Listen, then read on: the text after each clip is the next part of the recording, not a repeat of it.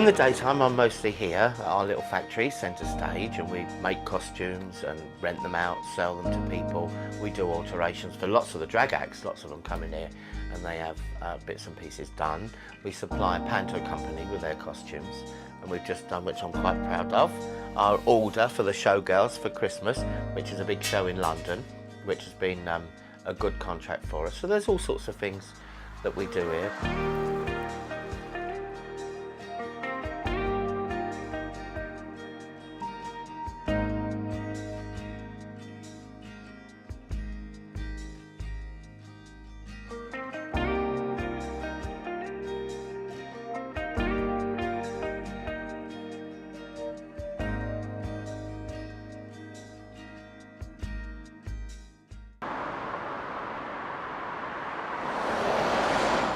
This, I suppose, is my hobby, which is nice because it's an extension of my work. So if you can make your work your hobby, then you don't really go to work, but you still earn your money.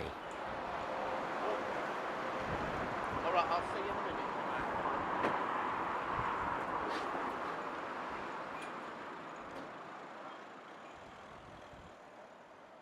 The majority of my friends are in the gay community. I can't tell you the last time I went to a straight pub. I couldn't begin to think when I went to a straight pub. And it's because we're all together and we all work very hard. So our social lives become our work as well. How are you? All right, spice. Hello, love. My name's Jason Sutton and I work on the cabaret circuit as Miss Jason. There are many different versions of what a drag queen is. There are female impersonators, which look like women, and there are caricature drag acts, which I believe my character is a caricature because I don't look like a woman. And the gag is that the audience are pretending that they believe that I'm a woman, and I'm pretending that I believe that they believe I'm a woman. So that's my type of drag queen. So it's a caricature of an over-the-top lady. Blaming on the bossa nova, Alice Maddick Bell. Blaming on the bossa nova, that it ends so well. One is starting out a little drag, now has ended off perfect romance. I'm blaming on the bossa nova, the dance of love is on. Unfortunately, my mum had died by the time I started doing drag, so she never saw me do drag. My dad did. I think he was a bit shocked to start with, but my mum and dad were so supportive of me in anything I did in my life. Dominic, darling, I think we've awoken something in you tonight. I just want to put something in your mind before you leave us.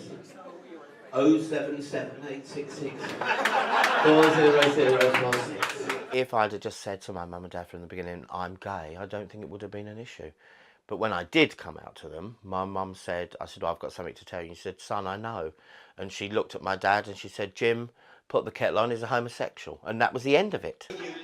And when did you discover you was gay, Lee?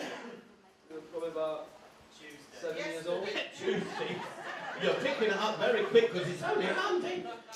I love doing drag because to me it's therapy. Everything that goes on during the week that gets me down or irritates me, I'm able to take it out in my alter ego, you see, and it's really because it's a big release, and I find it's a very strange transformation.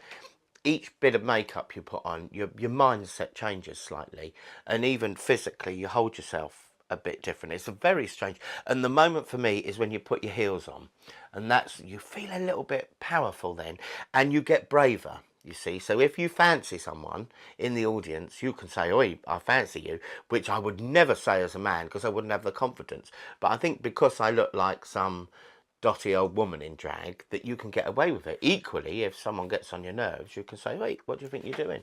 You know, so I love that bit. I love the changing of the ego and the thinking, the thought process. That's what I like.